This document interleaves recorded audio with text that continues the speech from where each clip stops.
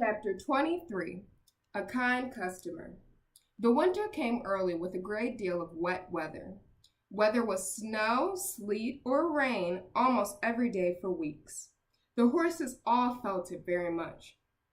When it rains, our thick blankets, which usually keep us warm in winter, get wet and do little to keep us from getting chilled. It was really bad for us horses when the streets were slippery with frost or snow. Not being able to get a firm footing makes pulling the calves very hard work. Also, there is the fear of falling because it is difficult for us to keep our balance on slippery roads.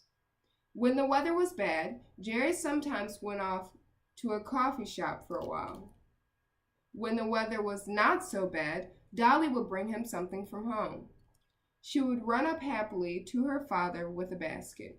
Usually Jerry had something good to eat, such as hot soup or pudding that Polly had made.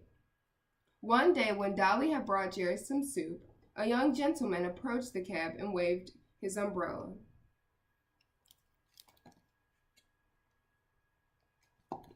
Jerry started to close up his lunch and jumped in the cab, but the man suddenly cried out, No, finish your soup," he said.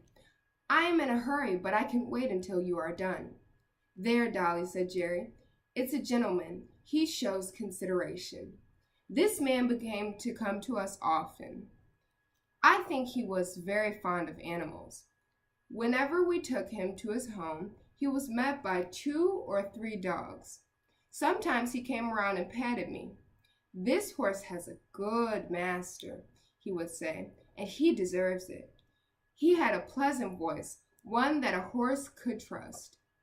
One day he and another gentleman took our cab, and we drove them to a shop. While his friend went in, our kind gentleman stood at the door. Meanwhile, across the street, a cart with 2 very fine horses was parked at the curb. The carter was not with them, and after a while they began to move forward. They seemed to think it was time to leave. The carter came out of the shop and began to scream at them and whip them.